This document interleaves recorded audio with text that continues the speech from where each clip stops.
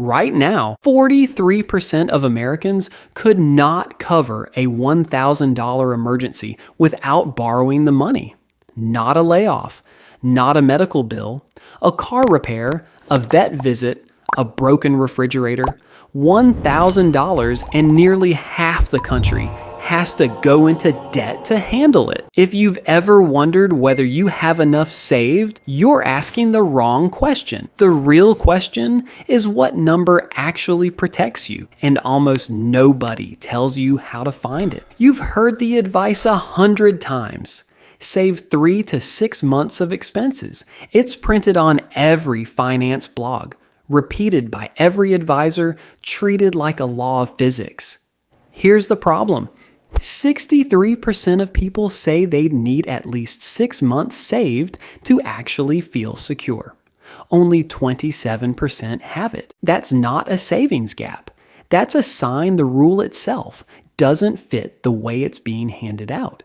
3 to 6 months of what expenses exactly? Who's 3 months? A single person with no dependents and a stable salary is carrying a completely different risk than a freelancer supporting a family on irregular income. The generic rule treats both of them the same, and that's exactly why it fails so many people. It's not bad advice, it's incomplete advice. Stay with me for the next few minutes, because by the end, you'll know how to calculate your actual number, not the one copied from a blog post.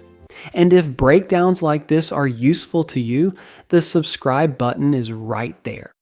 Start with what an emergency fund is actually for. It's not a savings goal, it's optionality. It's the thing standing between you and a forced bad decision when life goes sideways. Without it, an emergency doesn't just cost you money, it costs you choices. You don't get to shop around for the best solution. You take whatever's fastest, and fastest is usually the most expensive option available. That's exactly what's happening across the country right now. Roughly a third of Americans currently carry more credit card debt than they have in savings. When the emergency hits, they're not pulling from a fund. They're pulling from a card at 20% interest or more. And that debt starts compounding the moment it lands. The emergency ends. The debt doesn't. So the real number isn't about hitting some universal month count. It's about understanding your specific exposure. Start with the floor. If you have nothing saved right now, the first target isn't 6 months.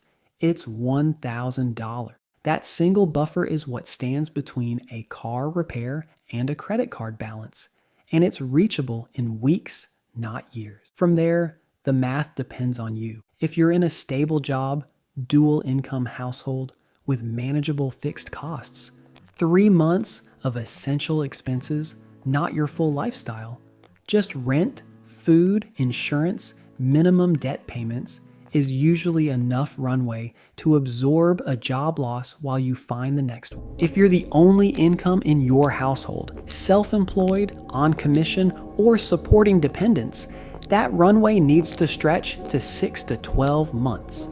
Because your downside isn't a few weeks of inconvenience, it's a much longer, much less predictable gap. Notice what changed. The number isn't fixed. It's a function of how fast your income could disappear and how long it would take to replace it. That's the actual calculation, and it's almost never the one people are handed.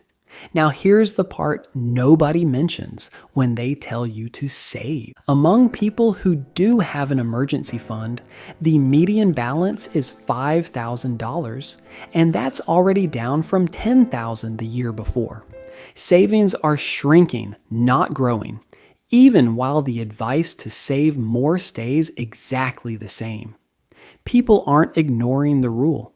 They're being squeezed by costs, rising faster than their ability to set money aside. And there's a second mistake hiding even in the people who do save successfully. They build the fund and then they let it sit in a regular savings account, earning next to nothing. The national average savings rate right now sits around 0.4%. $10,000 sitting in an account like that earns you about $38 a year. The same $10,000 in a high-yield savings account earning around 4.5% earns you closer to $450 a year with the same safety, the same liquidity, the same FDIC protection. That's not a risk you're taking. That's just money you're leaving on the table because nobody told you where to put it. So the fund isn't just about how much. It's about three things working together. The right floor for your situation, not a copied number.